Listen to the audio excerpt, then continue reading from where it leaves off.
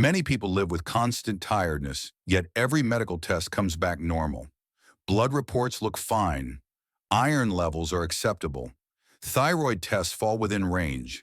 Vitamin values are marked normal. Scans show no obvious disease. Doctors often say everything looks okay, but the exhaustion does not improve. This creates confusion. It creates self-doubt. And slowly, it creates fear. People begin to question themselves. Some wonder if the problem is psychological. Others worry that something serious is being missed. Many feel dismissed because their symptoms are real, yet invisible on paper. The reality, however, is calmer and more logical. Fatigue does not always come from disease.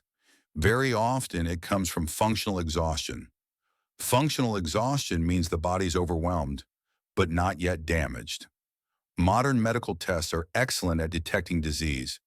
They are designed to find anemia, infections, organ failure, hormone deficiencies, and structural problems. They are not designed to measure how efficiently the body is functioning under continuous daily strain. To understand persistent tiredness, we must look beyond lab values and focus on how energy is regulated inside the body. Energy is not produced by food alone. It is not restored by sleep alone. It is regulated by communication between multiple systems working together. The brain, nervous system, stress hormones, blood sugar control, mitochondria, sleep cycles, inflammation levels, and circadian rhythm all influence how much energy is available and how usable that energy feels. When these systems work in harmony, energy feels stable. When they are strained, the body reduces output to protect itself. That reduction is experienced as fatigue. Let's begin with the nervous system. The nervous system has two main operating modes. One supports alertness, focus, and action. The other supports recovery, digestion, repair, and restoration. In modern life, many people spend most of their day in the alert mode. Deadlines, financial pressure, constant notifications, emotional stress, noise, screens, multitasking, irregular routines. Even when a person feels used to it, the nervous system may still interpret this environment as unsafe. When the nervous system remains in alert mode for too long, the body prioritizes survival over vitality. Energy is diverted away from digestion, immune balance, tissue repair, and hormonal recovery. Muscles feel heavy. The brain feels foggy. Small tasks feel exhausting. This is not laziness. It is intelligent conservation. Now consider stress hormones. Cortisol is released to help the body respond to challenges. In short bursts, cortisol is useful. It mobilizes energy and sharpens attention.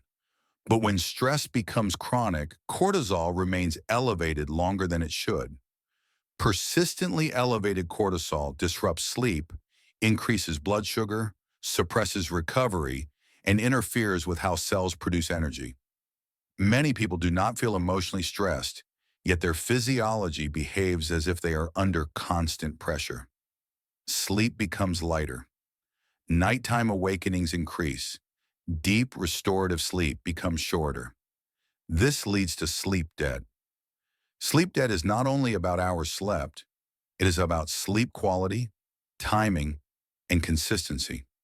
Late nights, irregular schedules, artificial light exposure, and mental stimulation before bedtime all reduce deep sleep. Without deep sleep, tissues do not repair efficiently. The brain does not reset fully. Hormones do not rebalance. The body wakes up before recovery is complete. Now let's talk about blood sugar regulation.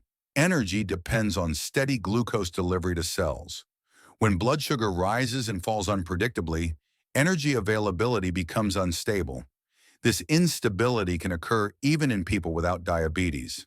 Skipping meals, eating at inconsistent times, stress hormones, poor sleep.